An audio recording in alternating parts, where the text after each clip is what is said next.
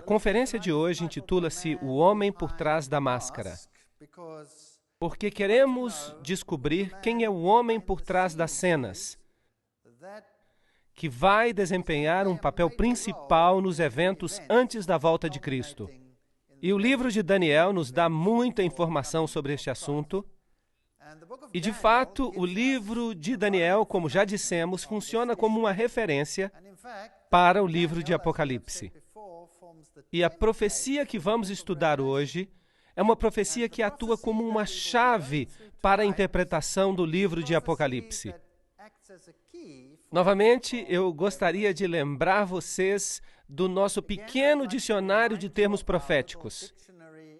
Roupas brancas são justiça, som de trombetas é um símbolo de guerra, também de juízo, prostituição significa idolatria, ser infiel a Deus, água ou oceano equivale a nações, Apocalipse 17:5, a mulher, vocês vão se lembrar, é a igreja, Sião é o povo de Deus, e hoje vamos falar sobre chifres e reis e reinos, e vamos ver por nós mesmos essas definições.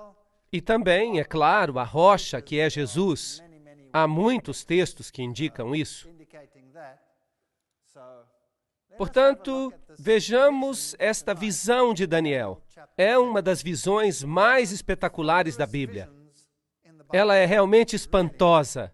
Na verdade, ela é quase amedrontadora. No primeiro ano do rei Belsazar de Babilônia, assim que esta visão ocorre quase que no final do período babilônico, teve Daniel um sonho. Portanto, não foi o rei que teve um sonho desta vez, mas Daniel. E, obviamente, ele vai nos dar mais detalhes do que o rei em sua visão prévia, a qual foi como que um ABC da profecia. Teve Daniel um sonho e visões na sua cabeça quando estava na sua cama e escreveu logo o sonho. Ele vai explicar, não temos que adivinhar nada sobre isso. Daniel 7, versos 2 e 3. Eu estava olhando na minha visão da noite, e eis que os 4 ventos... O que era mesmo isso? Guerra. Ventos do céu agitavam o mar grande. Então havia uma guerra entre as nações. E 4 animais grandes, ou seja, reinos, diferentes uns dos outros, subiram do mar. Eles eram diferentes uns dos outros. Daniel 7, versos 2 e 3. Assim, vamos apenas ter certeza que está tudo claro. Os símbolos proféticos da Bíblia, lembram-se? O mar são povos, nações, multidões, Apocalipse 17:15. E o vento dissemos que é guerra, e bestas são reinos, Daniel 7:17. Vamos ler estes textos para que fique tudo absolutamente claro. Apocalipse 17:15. As águas que viste são povos e nações e multidões e línguas. Portanto, este é o primeiro símbolo. Vamos até Jeremias para ver o que podemos encontrar ali. Jeremias 49:36. E trareis sobre Elão os 4 ventos dos 4 cantos do céu, e os espalharei na direção de todos estes ventos, e não haverá nação onde não cheguem os fugitivos de Elão. Verso 37.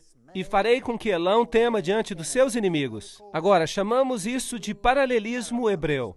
Algo é explicado de uma maneira e depois repetido de outra. E dessa forma os símbolos são explicados.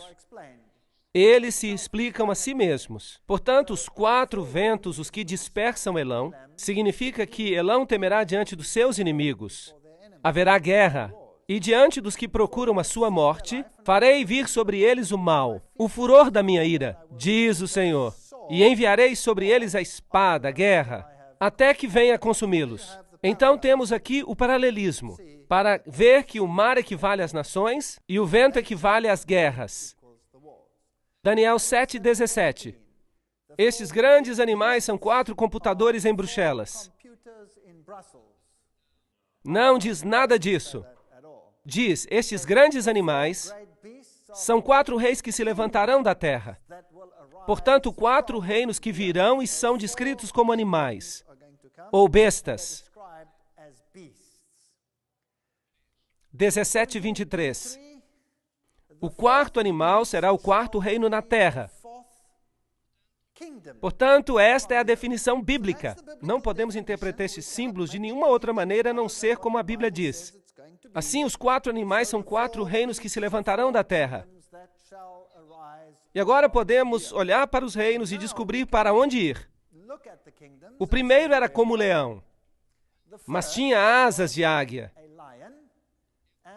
Enquanto eu olhava, foram-lhe arrancadas as asas, e foi levantado da terra, e foi posto em pé como homem, e foi-lhe dado um coração de homem. Daniel 7, verso 4.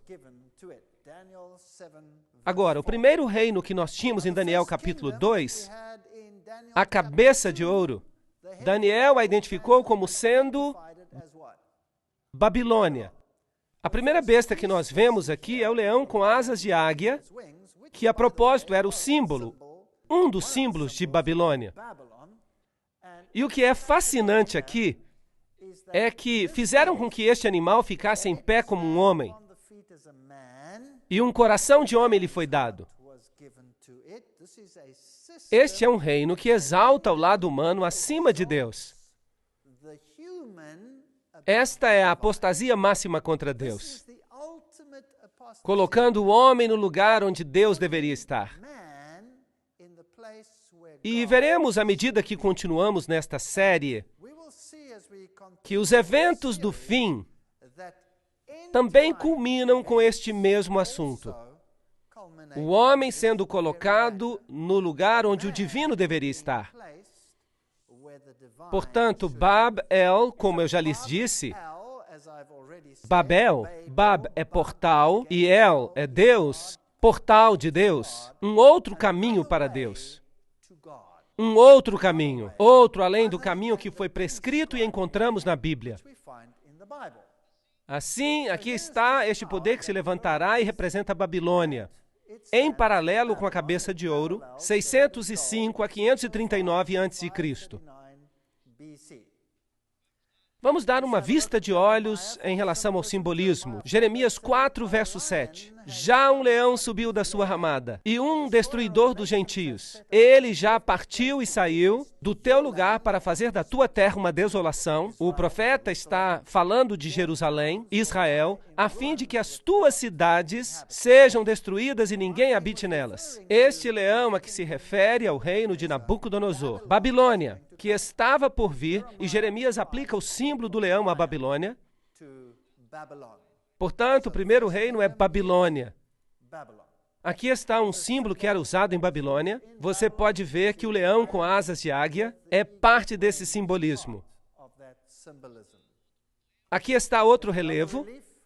E aí, de novo, se pode ver o leão com asas de águia. Símbolos de Babilônia.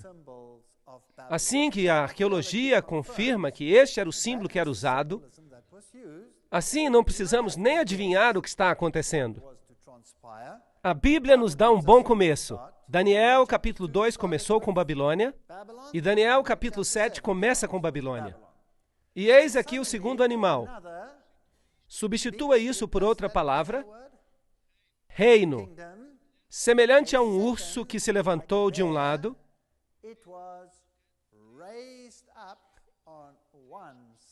tendo na boca 3 costelas, entre os seus dentes. E foi-lhe dito assim: levanta-te e devora muita carne. Daniel 7, verso 5. E este animal vai vir e vai devorar a carne do animal anterior. Ele vai fazer guerra e vai substituí-lo. Ele tinha 3 costelas, e um lado era mais alto do que o outro. Agora, qual era o próximo reino em Daniel capítulo 2? Era a Medopérsia. Há um pouco mais de detalhes aqui. Os medos e persas eram de jugo desigual. Primeiramente, os medos foram mais proeminentes e se levantaram de um lado, e depois os persas chegaram a ser equivalentes e mesmo mais elevados, assim que não eram iguais em poder. Portanto, o animal seguinte, o reino que se levanta, seria a Medopérsia. 3 costelas na sua boca. Houve 3 guerras principais associadas com as conquistas da Medopérsia. A Medopérsia representa, porque aqui vemos um paralelo, aos braços e peito de prata da estátua, e governaram de 539 a 331 a.C. E aqui, nas conquistas que fizeram, vemos a primeira, Lívia, conquistada dessas porções do Império Babilônio. A outra conquista foi a própria Babilônia, e a terceira foi o Egito. E eles, basicamente, assim conquistaram todo o Império Babilônio, com estas 3 conquistas, representadas aqui por 3 costelas na sua boca. Daniel 7, verso 6. Depois disso, eu continuei olhando, e eis aqui outro semelhante a um leopardo, e tinham 4 asas de ave nas suas costas, e tinha também este animal 4 cabeças, e foi-lhe dado domínio. Agora, temos aqui algo fascinante. Daniel 7, verso 6. O reino seguinte a se levantar foi, obviamente, o reino grego. E aqui ele é descrito como um leopardo. Lembram-se dos animais? Há um leão, um urso e agora um leopardo. E há 4 cabeças associadas a esta besta. Quantas cabeças na primeira besta? 1 cabeça. Quantas na segunda? 1 cabeça. Mas agora 4 cabeças. Que história interessante. Depois disso, eu continuei olhando, e eis aqui outro semelhante a um leopardo, e tinha 4 asas de ave nas suas costas, e também tinha este animal 4 cabeças, e foi-lhe dado domínio. Portanto, o reino que se levantou a seguir foi a Grécia, 331 a 168 a.C. E quando a Grécia estava no seu auge, Alexandre o Grande morreu. Depois de uma noite de bebedeira, demorou um tempinho e depois morreu, e o reino foi então dividido em 4. Os 4 generais, Cassandro, Lisímaco, Ptolomeu e Seleuco. Esta é a divisão do reino grego em 4. Fascinante. Portanto, havia 4 cabeças, assim que agora já temos um total de 6 cabeças. O leão, o urso e mais as 4 do leopardo.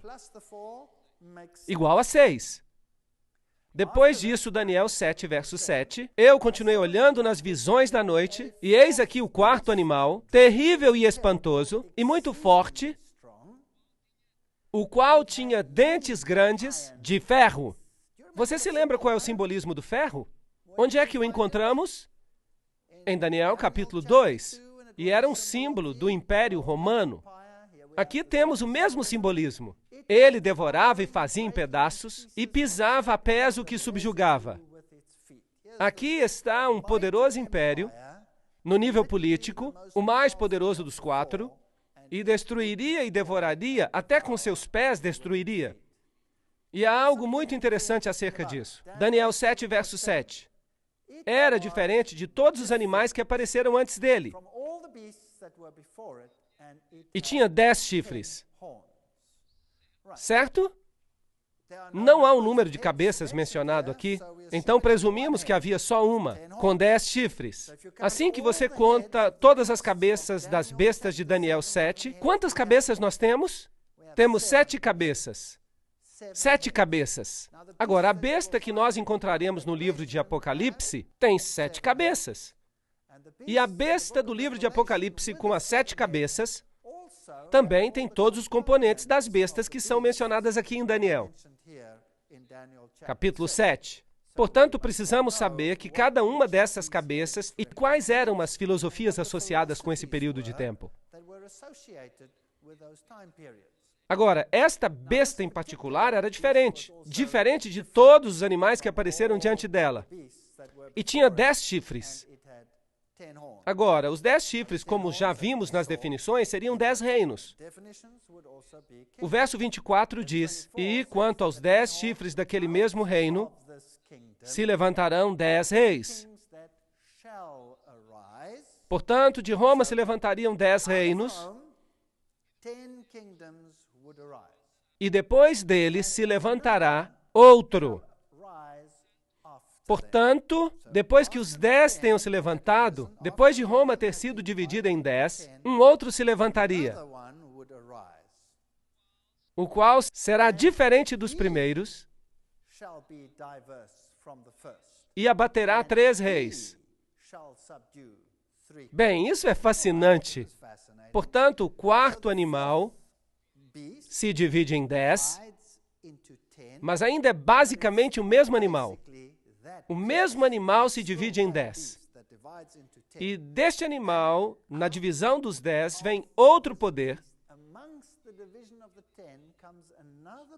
E ele é o que adiciona um aspecto diferente.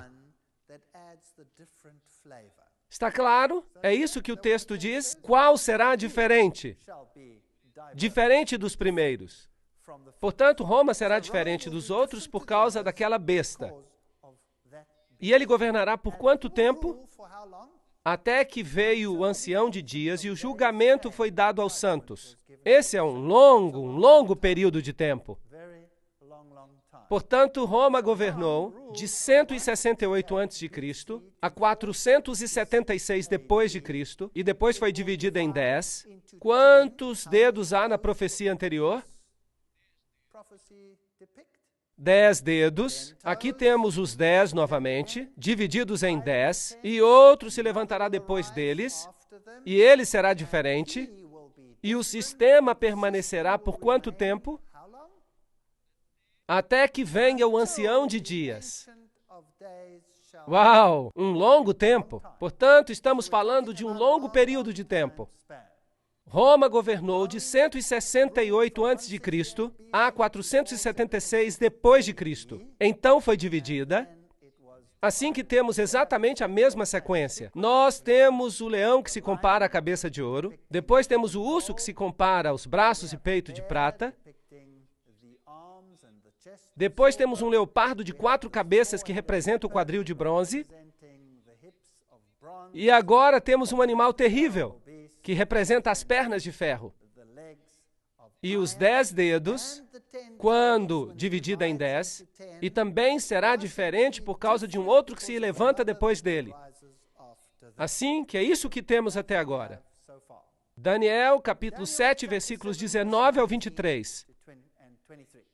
Então tive desejo de conhecer a verdade acerca do quarto animal, que era diferente de todos os outros.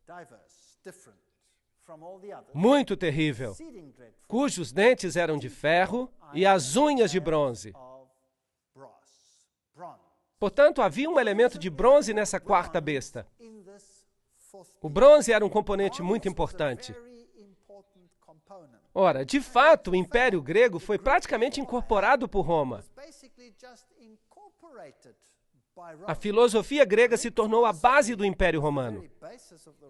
E, de fato, quando Roma se dividiu nas duas pernas, uma era o Império Bizantino e a outra era o Império do Ocidente. E o Império foi governado por Constantinopla. E era onde a filosofia grega abundava. A filosofia grega era a filosofia do tempo. Portanto, ali está este elemento de bronze. As unhas de bronze.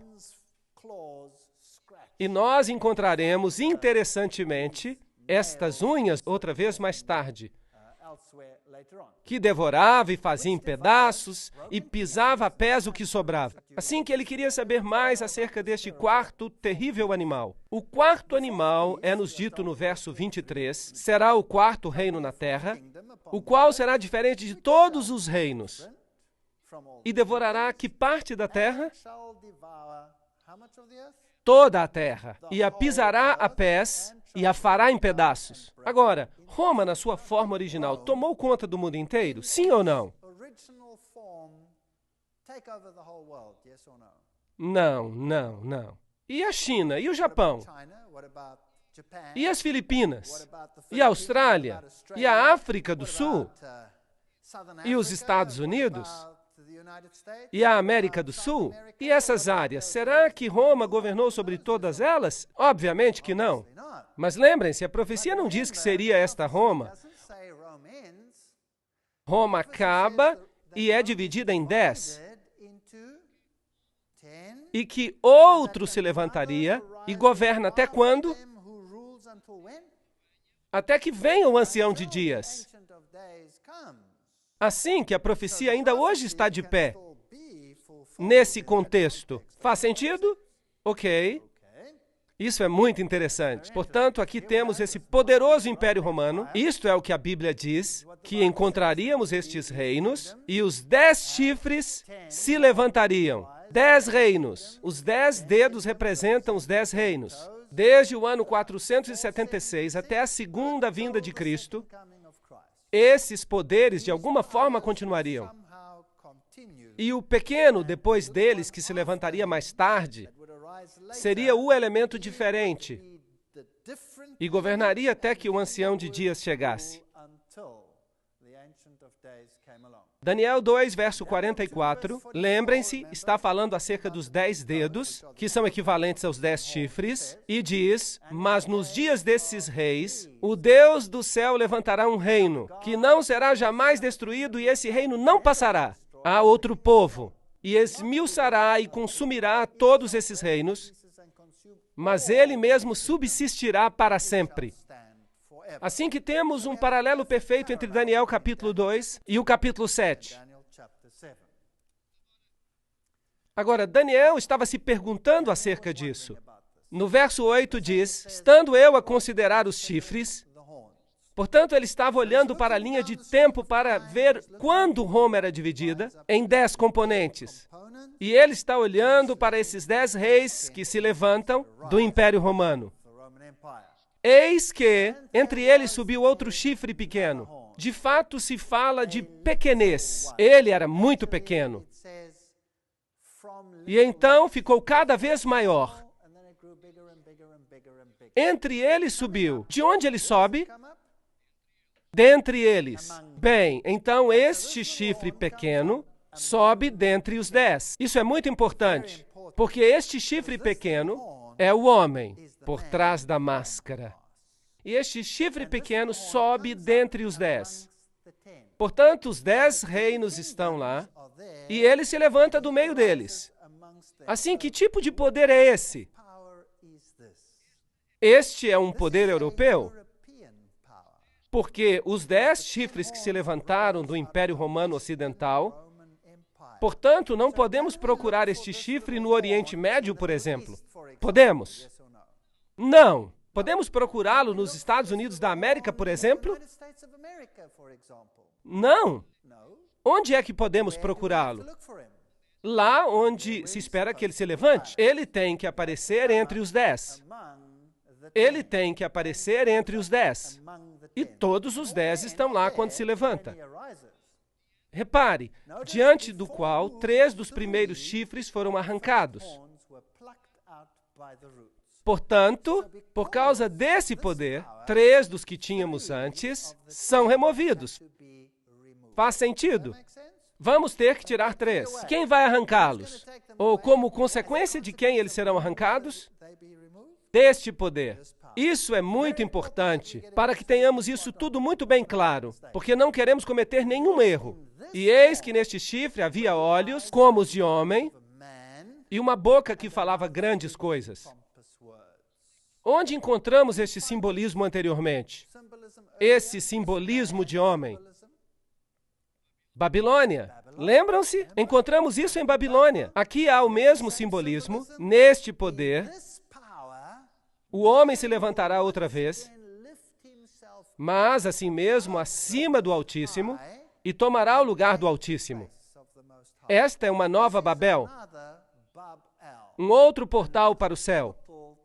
O homem exaltando a si mesmo acima do divino e falando grandes coisas. Ele está falando contra Deus. Portanto, agora temos algo da história. Ele se levanta da divisão do Império Romano. Uma vez que está dividido em 10, então só depois que ele faz a sua aparição. 3 deles são um incômodo para ele, e eles são eliminados sob a sua influência. E então ele se levanta como um cogumelo e põe o humano acima do divino. Isto é o que está escrito. Isto é o que está sendo dito aqui. E quanto aos 10 chifres daquele mesmo reino que se levantarão, serão 10 reis, e depois dele se levantará outro. Pergunta: ele se levanta do remanescente do Império Romano ou do remanescente do Império Grego? Império Romano. Império Romano. Não se esqueçam disso. A rocha também atinge os pés. Ela atinge os pés de que império? Do grego ou do romano? Do Império Romano? Portanto, se você já sabe disso, será capaz de resolver metade dos problemas das falsas profecias que há ao redor do mundo, que dizem que o anticristo se levantará, ou melhor, que se levantou no passado, no tempo da Grécia. Não, não, não, não. A Bíblia não diz isso. A Bíblia diz que ele se levanta quando? Uma vez que Roma seja dividida nos seus componentes. Isto é o que a Bíblia diz. E governa até que venha o ancião de dias. Ele já está aqui agora? Bem, deveria estar. Claro, ele já deve estar por aqui. E alguns ainda estão esperando por ele. Para quê? Ele já está aqui. Não precisamos esperar. Deveríamos ser capazes de dizer: ali está ele. Isso é muito interessante. Portanto, ele será diferente dos primeiros. Portanto, o aspecto é diferente na quarta besta, que é feito por quem? Por ele mesmo. E por que é diferente? Ele é o responsável por serem removidos 3 reinos inteiros. Bem, vocês se lembram dos reinos, os anglo-saxões, os francos, os alemanos, os lombardos, os ostrogodos, os érulos, os burgúndios, os visigodos, os suevos e os vândalos. Havia 10 deles. Mas havia alguns que eram terrivelmente opostos a esse poder. O principal deles eram os érulos, de 493 depois de Cristo. Olhem onde eles governavam. Esse povo tinha uma filosofia interessante. E esta filosofia diferia substancialmente da filosofia deste outro poder do chifre pequeno. Agora, infelizmente, nós não temos documentos históricos sobre as crenças dos érulos. Nem tampouco temos quaisquer documentos sobre as crenças dos ostrogodos. O que nós temos é um pouquinho das crenças dos vândalos. Mesmo assim, com pouca documentação religiosa. Por que não temos isso? Porque tudo foi destruído. Então, toda a informação que nós temos é de segunda mão. Aparentemente, a história nos diz hoje que esses 3 poderes que foram removidos eram de profissão ariana. Em outras palavras, que eles ensinavam que Jesus não era Deus e, portanto, eles tiveram que ser removidos. Mas, de fato, não há nenhuma evidência disso em lugar algum. Trata-se de informação de segunda mão, provida pelo poder que os destruiu. O aspecto mais interessante é que aqueles que foram destruídos tinham um evangelho diferente. Um evangelho que era derivado da Palestina e que era um reflexo muito mais verdadeiro do evangelho bíblico do que qualquer outro. E é possível que eles tivessem um cristianismo derivado diretamente da fonte original. E talvez por isso tiveram que ser removidos. É uma possibilidade bem plausível. Há bastante investigação que tem sido feita sobre isso. E eu não sou totalmente contra esta ideia. Portanto, foram destruídos em 493 depois de Cristo. Agora, se esta quarta criatura, esse novo poder, se levanta do meio deles, então ele já deveria ter se levantado antes de 493. Os que vão ser eliminados a seguir são os vândalos, 534 depois de Cristo. Eles afligiram o Império Romano e os sujeitaram uma grande parte da sua cultura religiosa do mundo bizantino e romano. Eles os subjugaram ferozmente e, portanto, finalmente os vândalos foram destruídos pelos exércitos do Império Romano Oriental.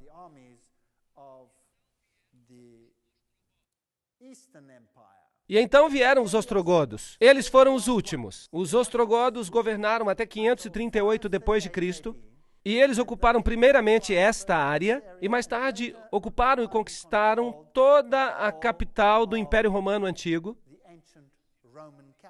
e áreas circunvizinhas. E os ostrogodos também tinham um evangelho derivado da antiga Palestina. Portanto, eles tiveram que ser removidos. Eles eram tolerantes às outras religiões, mas eles eram um espinho na carne do poder do chifre pequeno. E finalmente eles foram destruídos, com a ajuda, dentre outros, dos francos, por aqui mais ou menos, que fizeram uma aliança com os reis de Constantinopla, com os Césares. E, portanto, em 538 d.C., a oposição ao chifre pequeno desapareceu. E ele cresceu como um cogumelo. Portanto, os alemanos, os remanescentes dos 10, eles são os alemães hoje, os burgúndios, os suíços, os francos, os franceses, os lombardos, os italianos, os saxões, os ingleses, os suevos, os portugueses, os visigodos, os espanhóis, e os érulos, os vândalos e os ostrogodos foram eliminados. De fato, estes não foram os únicos contra os quais se fez guerra. Não. Os visigodos, por exemplo, sendo provavelmente muito relacionados aos ostrogodos, tinham sentimentos semelhantes. E houve muitas guerras combatidas e muita subjugação por aqui, antes que estes também se alinhassem com o pensamento do poder do chifre pequeno. Os maiores aliados do poder do chifre pequeno foram os francos, que são hoje os franceses. E os primeiros a adotar essa roupagem, um dos primeiros foi Clovis, e Clovis entrou para a história mais do que qualquer outro, como o homem que ajudou o poder do chifre pequeno a chegar à sua realização. Daniel 7, verso 9. Eu continuei olhando até que foram postos uns tronos, e um ancião de dia se assentou. E a sua veste era branca como a neve, e o cabelo da sua cabeça como a pura lã. E o seu trono era de chamas de fogo, e as suas rodas de fogo ardente. Portanto, Daniel está observando os eventos aqui na Terra, em que tudo parece girar em torno do poder deste chifre pequeno, e ele vê a cena de um grande julgamento que acontece no céu. O verso 10 diz: assentou-se o juiz e se abriram os livros. Portanto, aqui havia uma cena de julgamento.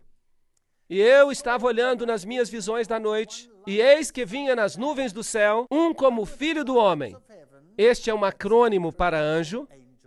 Vamos ver que isso nos vai ser explicado em outra conferência. E ele se dirigiu ao ancião de dias e o fizeram chegar até ele. Verso 13. Portanto, esta não é a vinda de Cristo a esta terra. Esta é uma cena que acontece no céu, enquanto o chifre pequeno estabelece o seu domínio aqui na terra. Assim que o julgamento está pronto para sentar-se no reino celestial. E foi-lhe dado, isto é, ao Filho do Homem, o domínio e a honra e o reino, para que todos os povos, nações e línguas o servissem, e o seu domínio é um domínio eterno, que não passará, e o seu reino tal que não será destruído. Portanto, temos um contraste por aqui.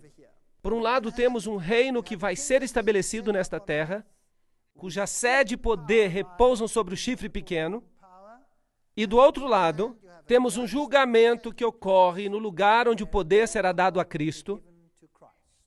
Portanto, temos dois poderes opostos. Cristo, o grande vencedor ao final, e o anticristo, que trabalha e vão um contra o outro. Um estabelece o seu reino sobre a terra, e o outro estabelece o seu reino eterno que nunca será destruído. Mas os santos do Altíssimo receberão o reino e o possuirão para todo sempre e de eternidade em eternidade. Daniel 7, versículo 18. Lindo simbolismo, muito poderoso. Agora vamos dar uma olhada às referências de Paulo ao homem do pecado. Em 2 Tessalonicenses, capítulo 2, versículos 1 a 10, Paulo descreve esse poder do anticristo que se levantará. Ora, irmão, rogando pela vinda do nosso Senhor Jesus Cristo e pela nossa reunião com Ele, que não vos movais facilmente do vosso entendimento, nem vos perturbeis por espírito, nem por palavra, nem por epístola, como se este dia de Cristo já estivesse perto. Percebem que alguns, mesmo nos dias de Paulo, ensinavam que o dia do Senhor estava perto. E alguns estavam pregando que Cristo já estava reinando. E Paulo diz, não, não, não, não. Há algumas coisas que têm que acontecer primeiro. Portanto, o dia de Cristo não chegar ainda. Ninguém de maneira alguma vos engane, porque não será assim a vinda do Filho do Homem, sem que antes venha a apostasia. Portanto, primeiro, então, a igreja entraria em apostasia e se manifeste o homem do pecado, o filho da perdição. Apenas 2 homens na Bíblia são chamados de filho da perdição. Apenas 2. Um é o homem do pecado e o outro foi Judas. Agora, como traiu Judas a Jesus? Com um beijo. Veja, Judas pretendia passar-se por um deles. E depois traiu a Jesus. O outro, você acha que é possível que ele se faça passar por discípulo, mas depois traia Jesus com um beijo? Acha que isso seria possível, só que numa escala maior? Então, que ninguém vos engane de maneira alguma, porque não será assim antes que venha a apostasia. A apostasia na igreja e se manifeste o homem do pecado, filho da perdição, o qual se opõe e se levanta contra tudo que se chama Deus, ou se adora, de sorte que se assentará como Deus no templo de Deus, querendo parecer Deus, com Deus. Portanto, aqui está uma autoridade presunçosa que assume o poder. De fato, este poder dirá, eu sou um outro Deus nesta terra. E a salvação é através de mim. Mas este poder será um poder sutil que trabalha tal como Judas trabalhou. Mas este é o espírito do anticristo, do qual já ouvistes que há de vir, e eis que já está no mundo. 1 de João, verso 3 do capítulo 4. Portanto, agora vamos pensar nisso. Se o espírito do anticristo já estava no mundo no tempo de João, e Paulo diz que virá a apostasia, então este homem do pecado será revelado. Então, este homem do pecado tem estado conosco por todo este tempo. Portanto, já vimos que ele não pode ter vindo no Império Grego, porque ele se levanta do 4º Império, e tampouco pode vir em algum momento do futuro de uma tribo da Palestina. Correto? Vocês estão de acordo comigo? Ok. Se isso está correto, então todo mundo cristão deve estar em um grande erro acerca deste assunto. Porque metade da cristandade acredita e ensina que o anticristo já veio e que o seu nome era Antíoco Epifânio IV e que ele era um rei grego. A Bíblia diz que ele se levanta do 4º animal. De fato, depois do declínio do 4º animal e a sua divisão em 10.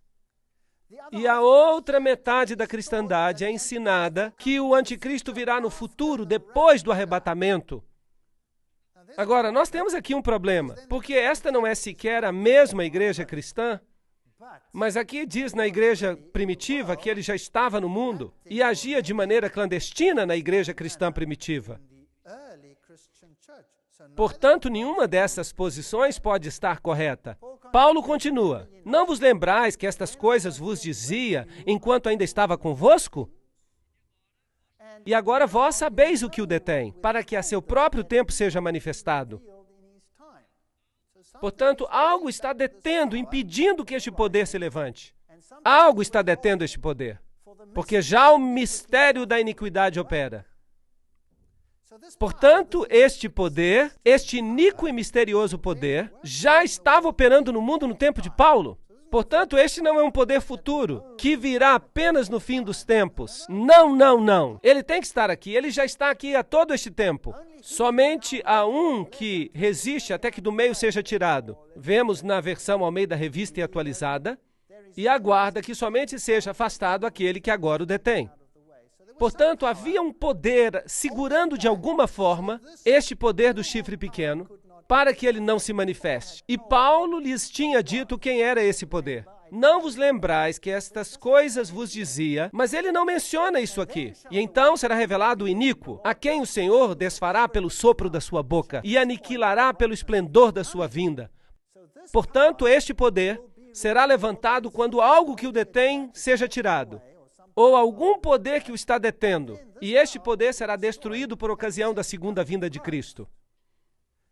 A esse cuja vinda é segundo a eficácia de Satanás, com todo o poder e sinais e prodígios e mentiras.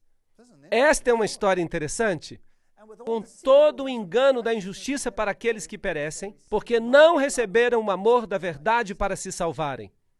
Então, será possível que este poder engane a todo mundo quando eles aceitam um evangelho que é baseado em valores humanos e não em valores divinos?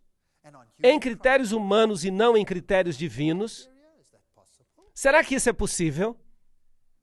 Aqui nós temos um ponto em que Paulo, estamos lendo Romanismo e Reforma de Gratian. Paulo afirma a existência de conhecimento na igreja primitiva. A igreja primitiva sabia, diz ele, qual era o obstáculo. A igreja primitiva nos diz o que ela sabia sobre isso. E ninguém pode se colocar hoje numa posição de contradizer esse testemunho, que Paulo tinha pela palavra da boca somente, dito aos Tessalonicenses. Isto é um ponto em que só a tradição antiga pode ter autoridade.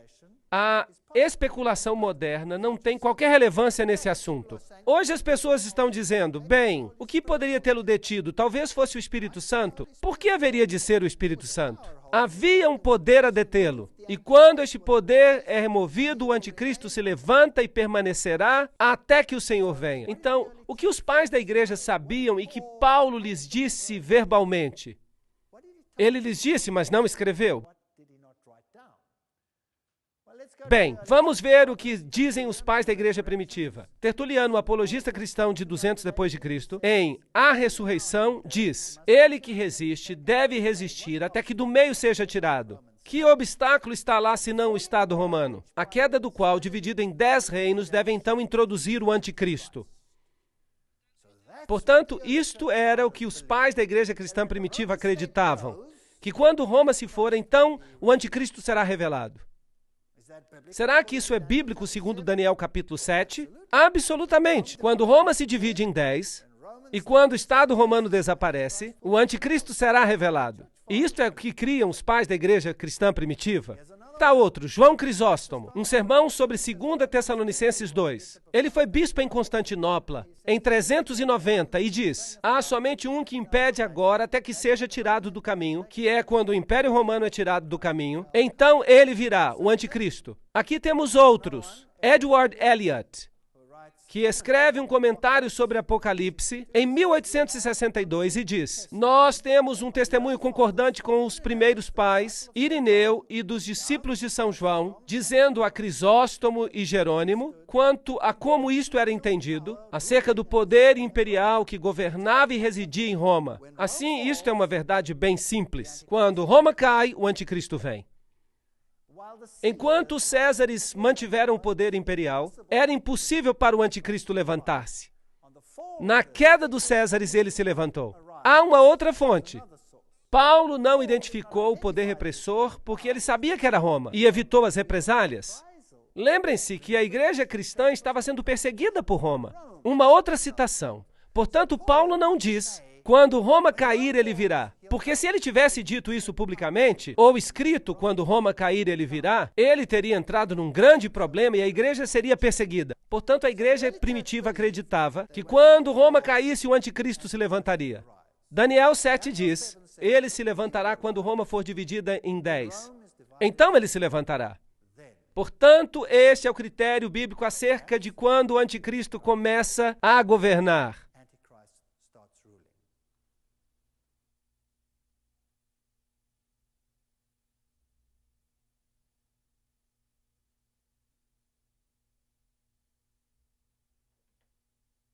Vamos falar agora acerca do poder deste chifre pequeno. Aprendemos até agora que ele se levanta quando?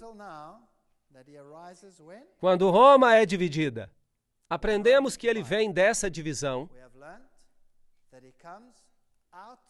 e que se levanta dentre os 10 chifres.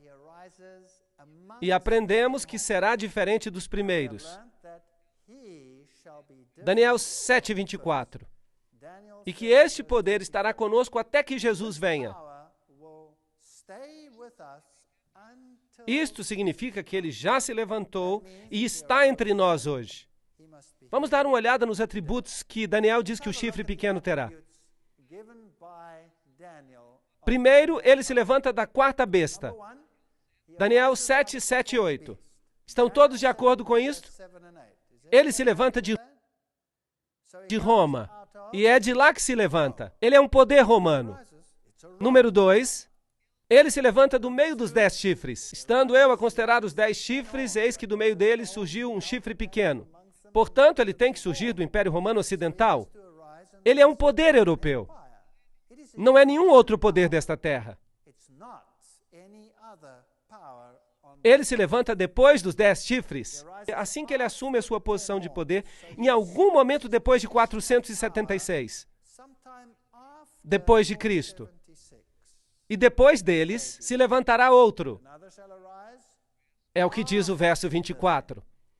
Ele é diferente dos outros, o qual será diferente dos primeiros. Verso 24. Este é o quarto critério. Aqui está um outro critério.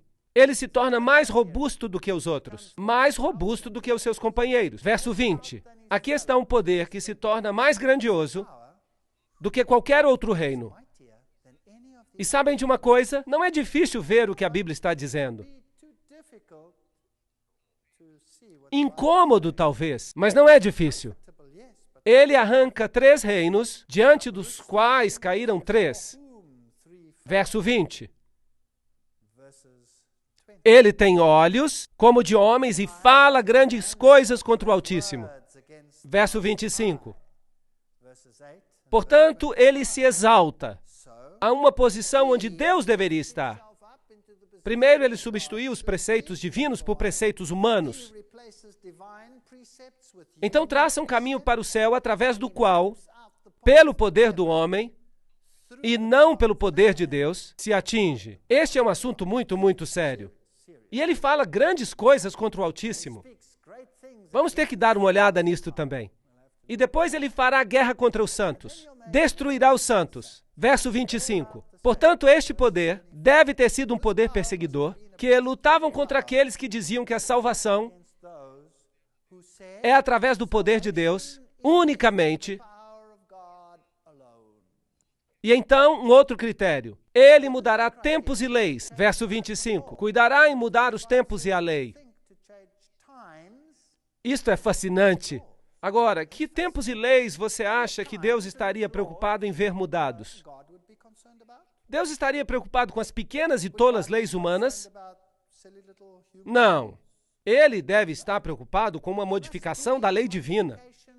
E os tempos que deveriam ser mudados seriam tempos que Deus estabeleceu. Por exemplo, Deus estabeleceu o tempo porque foi tarde de manhã o primeiro dia, foi tarde de manhã o segundo dia. De uma tarde a outra, eram medidos os dias anteriormente. Então havia festas e festivais e tempos que foram estabelecidos. Será que esse poder mudou tudo isto? Fascinante. Este é o 9º critério dado no livro de Daniel. Daniel é muito preciso. E ele governará e serão entregues em suas mãos por um tempo, tempos e metade de um tempo. Tempo, tempos e metade de um tempo. 3 anos e meio profético. Vamos falar sobre isso. Fascinante. O verso 25. E devorará toda a terra. O quarto animal, o qual será diferente, devorará toda a terra. A sua característica diferente, devorará toda a terra. E a pisará a pés e a fará em pedaços. Será que isso inclui os Estados Unidos? Que neste momento possa haver alguém controlando os Estados Unidos?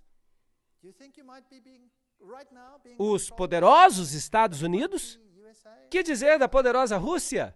Ou de qualquer outra nação poderosa? Talvez a China? Vocês acham que podem estar sendo controlados por mais alguém neste momento?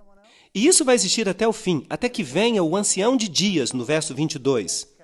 Agora, eu não estou inventando essas coisas, isso está no livro de Daniel. Vocês podem pegar o livro de Daniel e lerem vocês mesmos. Agora, o critério final. O seu reino será tirado no fim dos tempos. E o juízo será estabelecido e eles tirarão o seu domínio para o destruir e para o desfazer até o fim. A Bíblia diz que ele será destruído pelo esplendor da vinda do Filho do Senhor. Portanto, nenhum poder terrestre tirará o seu poder. O próprio Deus vai intervir. 13 critérios. Há apenas um poder no mundo inteiro que historicamente e de qualquer outra forma se possa qualificar. É uma situação bem lamentável. Agora, eu não quero entristecer ou enfurecer a ninguém aqui, e eu não quero ferir os sentimentos de ninguém. Mas o fato é que este poder é tão claramente identificado que até eu mesmo, que fazia parte desse poder, tive que renunciar a ele e deixá-lo. Eu também fui afetado. Eu fiquei muito chocado e estive, de fato, até fisicamente doente quando eu descobri isto. Portanto, quem é ele? Ele se levanta do quarto animal, ele se levanta entre os 10 chifres, depois dos 10 chifres, e é diferente dos outros. Quando a última onda das invasões bárbaras havia perdido as suas forças, a face da Europa tinha sido transformada, reinos germânicos e independentes tinham sido estabelecidos das ruínas do Império Romano. História da Igreja, página 175. Sobre as antigas ruínas do Império Romano se levantou uma nova ordem de Estado, cujo ponto central era a sede papal. Por isso, inevitavelmente resultou numa posição não somente nova, como também muito diferente da anterior. A Igreja e as Igrejas, páginas 42 e 43. Esta é uma fonte católica romana, dizendo que aqui estavam numa situação diferente da anterior. Há duas teorias sobre o anticristo no mundo hoje, que são ensinadas por todas as igrejas do mundo. Quase. Uma é a de Rivera e outra é a de Alcázar. Agora, o que essas teorias ensinam? Elas ensinam preterismo e futurismo. O preterismo ensina que o anticristo veio no passado, no tempo dos gregos, e o futurismo ensina que ele virá no futuro, depois da igreja cristã ter sido arrebatada. E nenhuma das duas doutrinas é bíblica, porque as duas violam Daniel capítulo 7, Daniel capítulo 8 e todo o livro de Apocalipse. Elas violam cada pequeno princípio bíblico, todas elas. E quem era Rivera e quem era Alcázar? Bem, os dois eram jesuítas. Portanto, essas são doutrinas estabelecidas no mundo, depois da Reforma, pela própria Igreja Romana, para tirar a ênfase do papado e pôr em duas direções diferentes. O historiador C.C. Ecker disse que quando o Império Romano tinha desintegrado toda a sua estrutura e o seu lugar tinha sido tomado por um número de rudes reinos bárbaros, a Igreja Católica Romana não somente se tornou independente do Estado em assuntos religiosos, como também dominou os assuntos seculares, o papado e os assuntos mundiais, página 1. Portanto, aqui estava um chifre, um reino que se tornou mais robusto do que os outros e os dominou, correto? O historiador Thomas Hobbes diz: se alguém considerar o domínio mundial, perceberá que o papado não é outro senão o fantasma do falecido Império Romano, sentado e coroado sobre a tumba do mesmo. Ok. Portanto, Roma, na verdade, não se foi. Ela é chamada de Igreja Católica Romana. Certo? Portanto, Roma não se foi totalmente, de fato. Leviatã, página 457. Será diferente dos primeiros. Nós vemos que é isto que Roma diz. Sim, nós somos diferentes, pois agora somos um poder religioso que exerce influência política. mais robusto do que os seus companheiros. Daniel 7:20. Ele seria mais poderoso do que os outros reis. Os reis da Europa curvaram-se ao papado? Sim. Algumas vezes sim, outras vezes não. E se não, eles eram finalmente subjugados e tinham que se curvar. Se não, eles tinham que finalmente vir, como Frederico da Alemanha, que teve que ficar descalço, na neve, à espera de uma prorrogação para ter o seu reino de volta. Nos Concílios Sacrossantos, volume 13, Roma diz: nós definimos que a Santa Sé Católica e o Pontífice Romano têm a primazia sobre que parte do mundo? Todo o mundo. Interessante. O vigário do encarnado Filho de Deus, sumo sacerdote ungido e supremo governador temporal, o Papa, sentou-se no seu tribunal para julgar imparcialmente nação e nação, povo e príncipe, soberanos e súditos. Cardeal Henry Manning, em O Poder Temporal do Vigário de Cristo. Portanto, será que eles afirmam que estão controlando todos os outros reinos? Sim ou não? Sim, eles mesmos alegam isto. As chaves deste sangue, João Paulo II versus Rússia e o Ocidente para controlar a nova ordem mundial. Mahaki Martimer é professor pontífice na Universidade Gregoriana, em Roma, e ele está dizendo isso, não eu. Arrancou 3 reinos, então tive o desejo de conhecer a verdade sobre o quarto animal que era diferente de todos os outros, e também a respeito dos 10 chifres que tinha na cabeça, e do outro que subiu, e diante do qual caíram 3. Daniel 7, 19 e 20. Sim, Roma alega que os 3 foram arrancados porque eram arianos, que eles não acreditavam que Cristo fosse Deus, que é um dos ensinamentos de Roma. Mas veremos que este é apenas um elemento esotérico de Roma. Que há outro ensinamento de Roma que é chamado de esotérico, que é um ensinamento ocultista e que diz algo completamente diferente. Mas isso será o tema de outra conferência. Ele tinha olhos como de homem e falava grandes palavras contra o Altíssimo. Aqui temos um sistema que se coloca acima de Deus e que fala contra o Altíssimo e destrói os santos. E foi-lhe dada uma boca para proferir grandes coisas e blasfêmias, diz Apocalipse 13:5. E o que é uma blasfêmia? E foi-lhe permitido fazer guerra aos santos e vencê-los.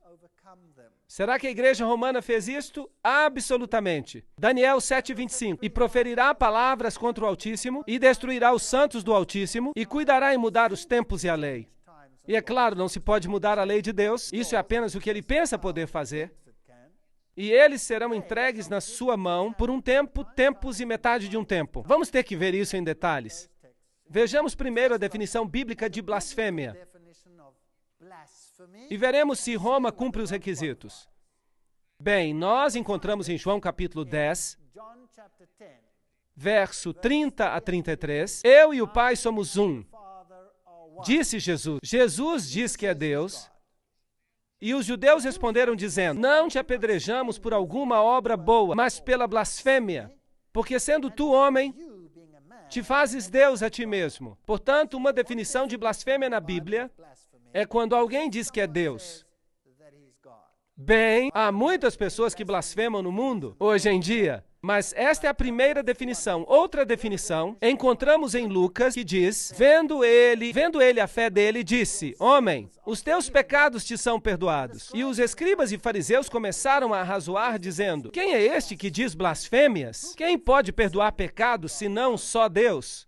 Portanto, assim, existem 2 definições bíblicas de blasfêmia. Uma quando alguém diz que é Deus, e a outra se você diz que pode perdoar pecados. Bem, o que diz Roma? Aqui temos o artigo da Enciclopédia Católica, volume 12, acerca do Papa que diz, esta autoridade judicial incluirá mesmo o poder para perdoar pecados. Portanto, Roma diz que pode perdoar pecados. O sacerdote católico, página 78, diz, busque onde você desejar, no céu e na terra, e você encontrará um ser criado que pode perdoar pecados, que pode libertá-lo das cadeias do inferno. Este ser extraordinário é o Padre católico. Interessante. Tu és um sacerdote para sempre, diz o bispo ordenado. Ele já não é um homem pecaminoso, filho de Adão, mas um alter Christus, um outro Cristo, no lugar de Cristo. No lugar de, em grego, é anticristos, anticristo. no lugar de Cristo. Para sempre um sacerdote do Santíssimo, com poder acima do poder do Todo-Poderoso. Agora, isto é pesado, dizer que você tem mais poder do que Deus. O Papa não é somente o representante de Jesus Cristo, mas ele é o próprio Jesus Cristo, ocultado sob o véu da carne. O Nacional Católico, julho de 1985. Portanto, Roma sempre alegou estar na posição de Deus. Então, o próprio Deus tem que se sujeitar ao julgamento dos padres católicos, tendo que absolver ou condenar, segundo os padres católicos perdoam ou não. A sentença do sacerdote precede e Deus endossa. Dignidade e Dever dos Padres, volume 12, página 297. Portanto, a Igreja Católica diz que quem está salvo e quem está perdido é definido por eles e Deus não tem escolha. E se eles dizem que não, Deus não pode dizer que sim. Portanto, quem é mais poderoso? Eles são. Será que isso é blasfêmia? Sim ou não? Isto é uma blasfêmia da mais alta ordem. O cardeal Bellarmino diz que todos os nomes que são aplicados a Cristo, pela virtude do qual se diz que ele está estabelecido acima da Igreja, todos esses mesmos nomes são aplicados ao Papa. Isto significa que ele assume o lugar de Deus. Portanto, ele cumpre este requisito. Dado em Roma, de nosso palácio, 10 de fevereiro de 1817, a 14ª jurisdição do Santíssimo Pontífice, Pai em Cristo e Nosso Senhor Deus, Papa Leão XII. Portanto, o Papa tem se coroado a si mesmo como Deus. Nós temos sobre esta terra o lugar do Deus Todo-Poderoso. Grandes cartas e encíclicas do Papa Leão. Vocês sabiam que hoje, quando o Papa escreve uma encíclica, sempre assina, o Papa João Paulo II, por exemplo, fazia isso, dado por nós em letras maiúsculas, em nosso, letra maiúscula, pontificado. Interessante, porque Deus disse, façamos o homem à nossa imagem, em maiúscula. Portanto, o Papa toma a prerrogativa e até os dias de hoje, ele alega ser e ter o poder de Deus. Assim que Roma cumpre este requisito. O Sacrosanto Concílio, nós decidimos que a Santa Sé Apostólica e Pontífice Romana detém a primazia sobre o mundo inteiro. Agora, esse poder tomaria finalmente o controle do mundo inteiro. Será que Roma controla mesmo o mundo inteiro? Você realmente acredita nisso? Você acha que isso é possível? Bem, vamos ter uma próxima conferência sobre as sociedades secretas. Eu não a perderia se fosse você. Tomás de Aquino escreveu O Poder Secular, que é um grande filósofo católico citado mais de uma vez por João Paulo II, mais do que qualquer outro filósofo da Igreja Católica.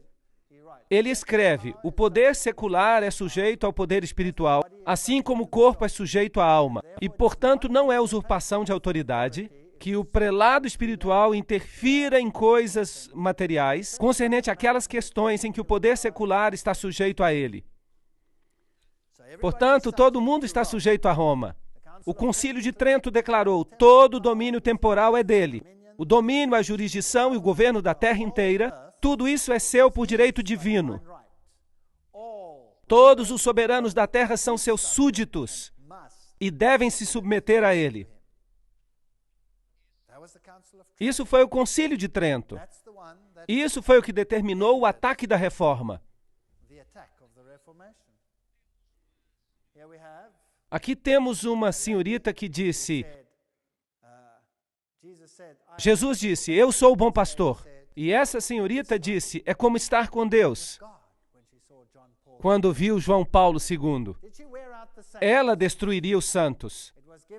E lhe foi permitido fazer guerra aos santos e vencê-los. Bem, novamente Tomás de Aquino disse que hereges convictos deveriam ser condenados à morte, tão certamente quanto outros criminosos. A Igreja Católica, ela respeita a consciência e a liberdade, mas não obstante, quando confrontada pela heresia, ela tem que recorrer à força, à punição corporal, à tortura. Ela acendeu na Itália as piras funerárias da Inquisição. Um professor católico, Alfred Ballard, em A Igreja Católica, Renascença e Protestantismo. Sim, ela o admite. Aqui está La Casa del Rezo, a sede dos jesuítas. Aqui está o juramento que é feito pelos jesuítas. Basicamente diz que se podem livrar de qualquer rei herege no mundo inteiro, de qualquer estado livre e soberano, ou governo que não queira se submeter ao papado. E qualquer pessoa que não se submeta à autoridade do pontífice romano pode ser seguramente destruída. Portanto, a igreja governou como uma mulher governando sobre reis, que é como ela se descreve a si mesma, através da história. A Inquisição, a Inquisição nos diz que ela destruiu os santos. A Torre de Londres, Haia e os Países Baixos. Qual é a definição de heresia? Do grego hairesis, escolha, uma decisão por si mesmo, o que crer ou praticar. Portanto, quem deve decidir por você?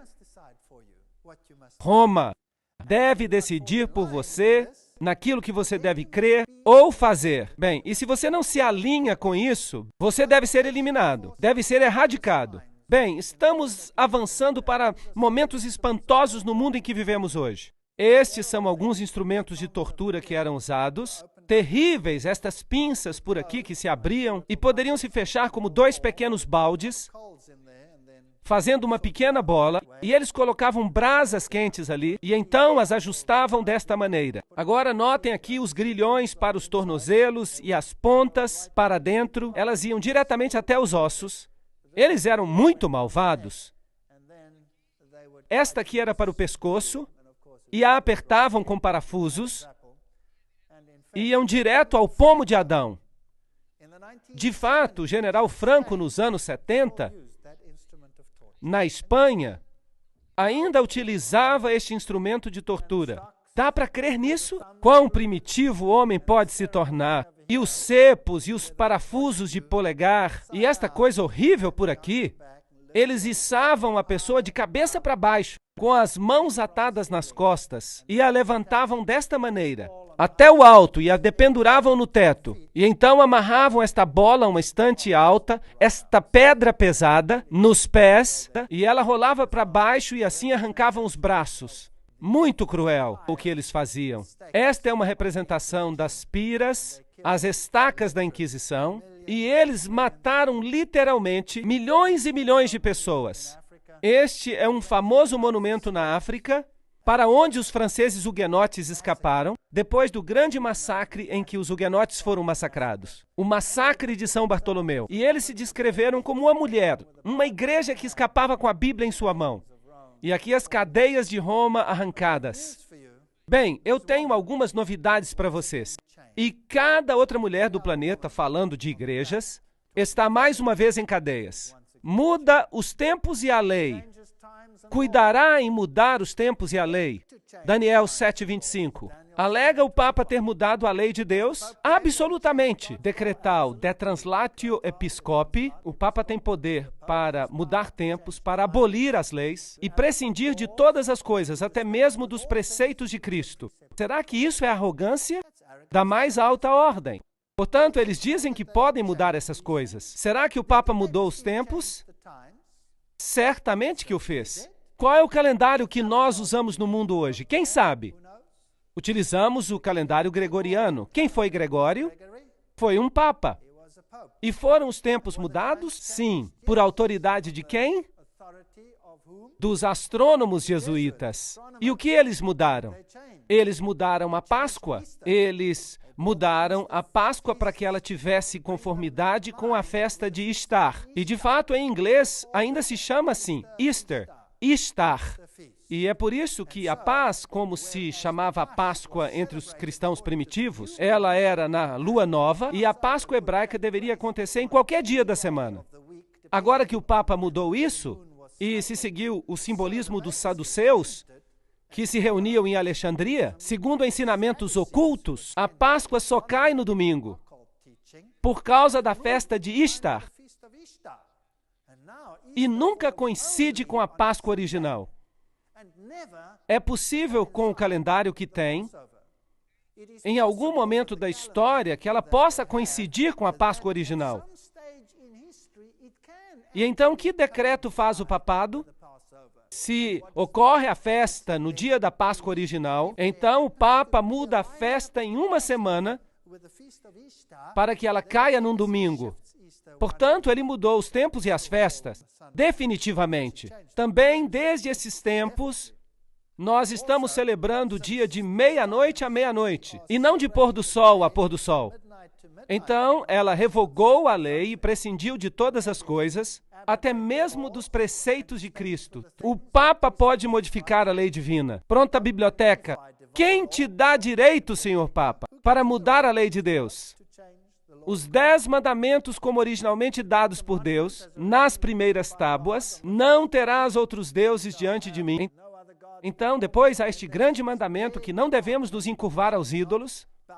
E depois, tu não deves tomar o nome do Senhor teu Deus em vão. E o mandamento do sábado é proeminente. E então temos os mandamentos que ditam o relacionamento entre o homem e o próximo. Honra teu pai e a tua mãe, não matarás, não adulterarás, não furtarás, não dirás falso testemunho e não cobiçarás. Aqui estão os mandamentos como estão na Bíblia. Mas se você pegar o catecismo católico, verá que o segundo mandamento foi removido.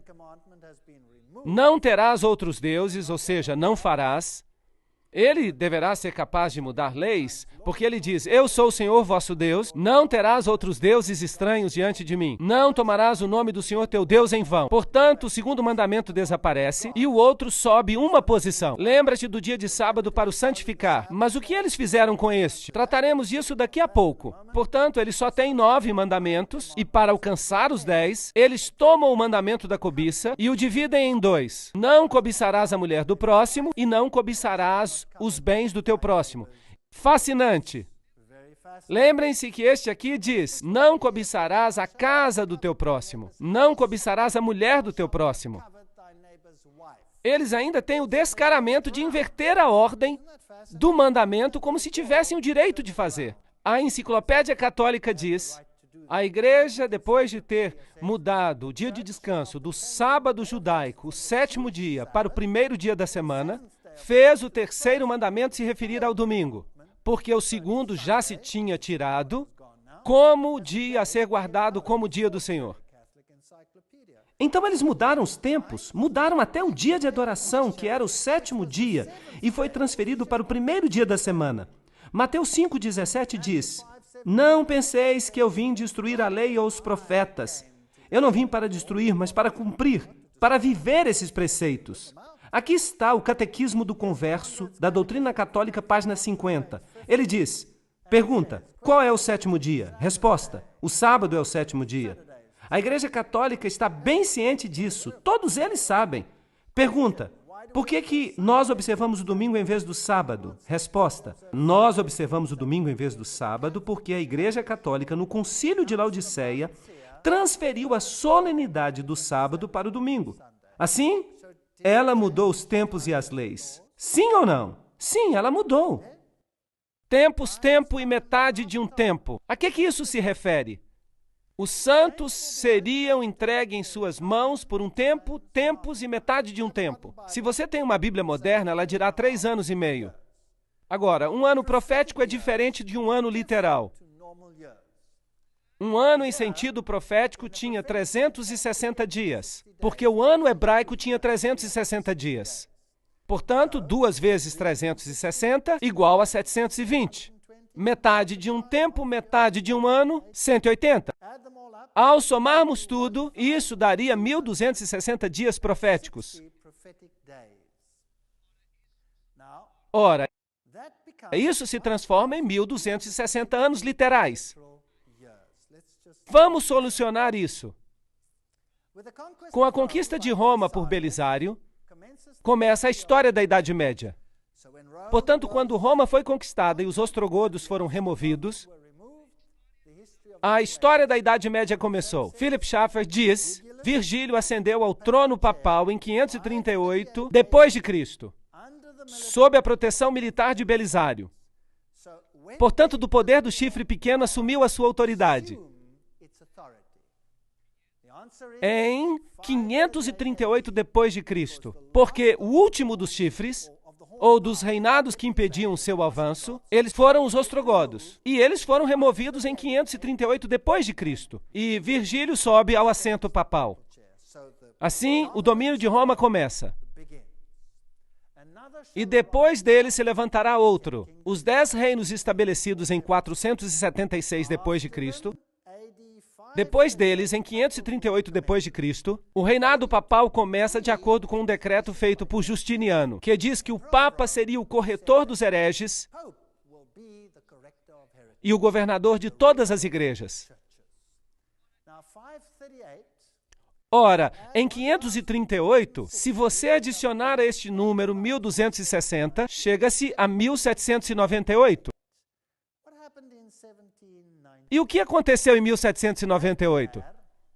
Berthier entrou em Roma, 10 de fevereiro de 1798, e proclamou a República. Metade da Europa pensou que o veto de Napoleão seria obedecido e que, com o Papa, o papado morreria. Portanto, exatamente de acordo com o tempo profético, a Bíblia nos diz, exatamente de acordo com este tempo profético, o relógio bateu em 1798 e o poder temporal do Papa foi detido por um tempo. Portanto, a profecia de tempo dos 1260 anos, 476 depois de Cristo, os 10 reinos são estabelecidos. E em 538 depois de Cristo, o bispo é oficialmente reconhecido como governador de todas as igrejas. E a profecia de 1260 anos nos leva a 1798 e se cumpre. O seu domínio chega ao fim. 1260 anos estavam baseados em 1260 dias, que é o mesmo que dizer 3 anos e meio proféticos, é o mesmo que 42 meses. 42 vezes 30, esse era o mês bíblico. 42 vezes 30 também são 1260. Agora, em Apocalipse 12, nós lemos 1260 dias. Estes são 1260 dias. Em Apocalipse 12, 14, um tempo e tempos e metade de um tempo. Vejam como Apocalipse toma este tema deste poder e o traz ao coração do livro. Aqui estão todos eles. Daniel 7:25, um tempo e tempos e metade de um tempo, referentes a este poder. Daniel 12:7, um tempo, tempos e metade de um tempo. Apocalipse 11:2, 42 meses. Apocalipse 11:3, 1260 dias. Apocalipse 12:6, 1260 dias. Apocalipse 12:14, um tempo e tempos e metade de um tempo. Apocalipse 13:5, 42 meses. Todos eles se referem ao mesmo poder. Note como estão. 1, 2, 3, 4, 5, 6, 7. A Bíblia é fantástica. O que isto nos diz? Que este poder se estabeleceria como um outro Deus, porque 7 é o número da divindade. E ele assumiria todas estas características. E vi uma de suas cabeças como ferida de morte. E a sua chaga mortal foi curada. Roma recebe uma ferida e, na forma do poder do chifre pequeno, mas ela será curada. E toda a terra se maravilhou após a besta. Apocalipse 13:3. Portanto, este mesmo poder, que governou sobre os santos por 1260 dias, recebe uma ferida mortal em 1798 e se levanta novamente, e o mundo inteiro vai ser sujeito a ele. Isso é o que a Bíblia diz. E deu-se-lhe poder sobre toda tribo, língua e nação. Isso inclui os Estados Unidos? Sim, isto inclui o meu país também. Ronald Reagan e o papado fizeram uma santa aliança. É uma história fascinante. Temos que nos aprofundar nisso, com mais detalhes. Portanto, até os poderosos Estados Unidos se sujeitaram a este poder. Aqui temos uma foto simbólica, Gorbachev e o Papa. Esta é a poderosa União Soviética, saudando e reconhecendo este poder. É uma grande ideia, uma nova ordem mundial, em que as diversas nações estejam unidas em uma causa comum. Somente os Estados Unidos têm a força moral e os meios para realizá-la. no Concílio Vaticano II, que ocorreu em 1962, diz: é o nosso dever pôr em ação cada músculo para conseguir o tempo em que todas as guerras sejam completamente proibidas. Consentimento internacional. Isto é o que diz o Concílio Vaticano II. Esse objetivo, sem dúvida, requer o estabelecimento de uma autoridade pública universal, reconhecida como tal por todos e dotada de poder para salvaguardar, por parte de todos, a segurança e o respeito pela justiça e o respeito pelos direitos. O Papa Paulo VI escreveu, em uma sessão intitulada Para a Efetiva Autoridade Mundial, esta colaboração internacional em uma escala mundial requer instituições que prepararão e corrigirão e até finalmente estabelecerão uma ordem de justiça que seja universalmente reconhecida. Quem não vê a necessidade de estabelecer progressivamente uma autoridade mundial capaz de agir efetivamente em setores judiciais e políticos? Fascinante. E quem foi coroado governador de todo o mundo? Esse mesmo homem. Fascinante. João Paulo Superestrela. Maastricht. A Europa unida. O que o mundo tem a dizer acerca disso? Por que o Parlamento Europeu tem esta construção? Uma construção muito interessante. Nós vamos ter uma conferência acerca desta situação da Europa e o que significa. E o que diz George W. Bush acerca deste poder? Em 25 de março ele disse: a melhor forma de honrar o Papa João Paulo II, verdadeiramente um dos grandes homens, é levar os seus ensinamentos a sério, é ouvir as suas palavras e colocar os seus ensinamentos em prática aqui na América. Este é um desafio que todos devemos aceitar. Portanto, quem está sujeito a quem aqui? Quem está sujeito a quem? Em 1991, o Papa fez um chamado para a nova ordem mundial. E foi sobre o que o seu discurso de Ano Novo? Ele teve apenas uma mensagem. Ele disse: é tempo de estabelecer uma autoridade mundial. Agora mesmo. Esse foi o seu pedido. Ele visitou as Nações Unidas e falou em nome de todas as religiões do mundo. Note agora que isso inclui o budismo, o hinduísmo, o shintoísmo, o zoroastrismo, o protestantismo, o catolicismo e todos os demais. Será que existe uma agenda? E Gorbachev disse: nós devemos ajudar João Paulo II porque ele está certo em seu pedido por uma nova ordem mundial. Disse Gorbachev, quando o Papa falou nas Nações Unidas, na celebração dos 50 anos. Bem, você acha que seria possível que Roma seja esse poder? Que o Vaticano possa ser este poder? Mas, sem dúvida, o Vaticano parece ser um poder cristão nobre,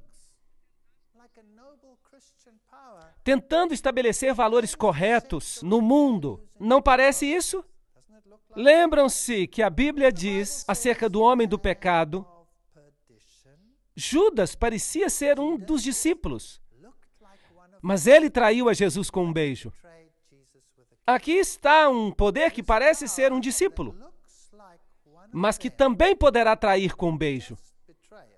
Nós teremos que entrar nos segredos das sociedades secretas para descobrir de que se trata. E o que ensinam os reformadores acerca deste poder? Muitos dos grandes cristãos do tempo da Reforma partilhavam essa visão da verdade profética e classificaram o anticristo como o papado romano. Dentre estes encontramos os valdenses, os hussitas, Wycliffe, Lutero, Calvino, Zwinglio, Melanchthon, os teólogos batistas John Gill, os mártires, Tyndale, Latimer. Todos eles disseram que Roma era o anticristo. Vamos ver o que disse Lutero. Eu sei que o Papa é o anticristo e o seu assento é o do próprio Satanás. O papado forma uma perseguição geral sob o poder do pontífice romano, com o propósito de fazer cair e destruir as almas. Esta é uma declaração bem direta. O que disse Calvino, João Calvino? Nós chamamos o pontífice romano de anticristo. Interessante. O que disse John Wesley? Ele é o significado da expressão o homem do pecado, que aumenta toda maneira de pecado acima de qualquer medida. É isso que disseram os reformadores. E João Knox disse que o Papa deve ser reconhecido como o verdadeiro anticristo. Bem, os reformadores não querem que ninguém se esqueça. Portanto, em Nuremberg, a sede do protestantismo, na Câmara da cidade, eles tinham uma escultura representada sobre as suas portas. E se você olhar para cá, descobrirá algo interessante. Encontrará a profecia de que estamos falando nesta conferência. De um lado, você tem um leão com asas de águia. E um governante está perto dele. E ele nos diz quem ele é. Ele é Nabucodonosor. Portanto, quem é que os reformadores dizem que o leão com asas de águia representa? Babilônia. Se formos ao outro lado, vamos ver um urso com as 3 costelas na boca. E eles puseram um rei junto dele. E esse poderoso rei, eles dizem quem ele representa. Quem era? Era Ciro, o Grande. Portanto, eles estão dizendo que eram os medos e persas. Os reformadores não tinham rodeios de palavras. Eles disseram tudo e colocaram em pedra. Se você for ao outro lado, verá a outra porta e é assim que ela nos aparece. Vamos ver um pouco mais de perto. Há uma besta, um leopardo com 4 cabeças. E quem é que eles colocaram ao lado? Alexandre o Grande. Portanto, eles a identificaram com a Grécia. E do outro lado está uma besta terrível com 10 chifres. E eles têm um poderoso imperador ali, que é Júlio César. Então, quem é que eles disseram que era? Eles disseram que era Roma. Então, por aqui, eles têm esta pequena estrutura estranha, que surge entre eles, e ela tem a face de um homem, e tem uma pequena coroa. E não deixaram mistério sobre a identidade desta besta. Disseram que era Roma. Quem é que ainda ensina isto hoje? Ninguém. Ninguém ensina isto mais. Será que as igrejas cristãs ensinam isto? Não. De fato, elas todas se uniram no movimento ecumênico que diz: vamos aceitar Roma como nosso líder espiritual. Todas as denominações cristãs fazem parte do movimento ecumênico. E todas elas estão dizendo: vamos receber de volta as correntes. Isso é muito triste.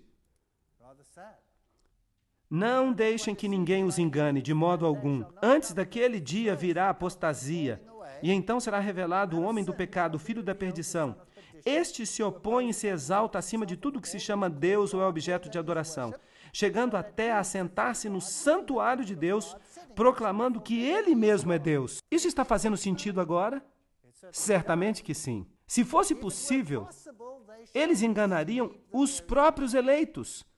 A fantasia de cristianismo é tão perfeita que nós não percebemos o âmago do ocultismo por trás dela.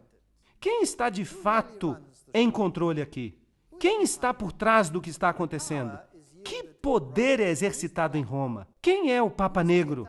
Quem é Peter Hans Kulvenbach no momento? Quem é ele? Qual é o seu papel no mundo? Você gostaria de saber? Então vejamos. Ele devorará a terra inteira. Isso significa que a rede de intrigas deve se espalhar por todo o mundo e ele continuará até o fim.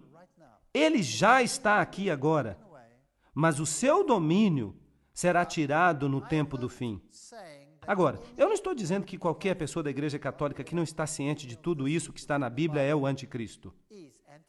Eu estou falando de um sistema aqui. Há um sistema. Há muitos bons católicos na Igreja de Roma que adoram a Deus de acordo com o melhor do seu conhecimento e de acordo com a consciência que têm. E Deus, então, considera o conhecimento que eles têm e os julga de acordo com o conhecimento que têm. Eu estou falando de um sistema que enganou mesmo seus próprios membros e que se coloca agora acima de Deus. A Bíblia diz, mas o tribunal o julgará e o seu poder lhe será tirado e totalmente destruído para sempre. Então a soberania, o poder e a grandeza dos reinos que há debaixo do céu serão entregues nas mãos dos santos, pois o Filho do Homem vai vir na glória do seu Pai com os seus anjos, e ele então recompensará a cada um de acordo com o que tiver feito. A majestade dos reinos debaixo do céu será dada ao povo dos santos do Altíssimo. O seu reino será um reino eterno, e todos os domínios o servirão e lhe obedecerão. Deus trará um fim a todas as coisas muito em breve. E para descobrir a intriga que está por detrás das intrigas, eu os convido a assistir às próximas conferências. Mesmo que você tenha ficado triste com esta conferência, é muito importante que assista às próximas conferências, porque todo este plano será revelado. À medida que avancemos no livro de Apocalipse, que o Senhor seja com você e te ajude e te guie.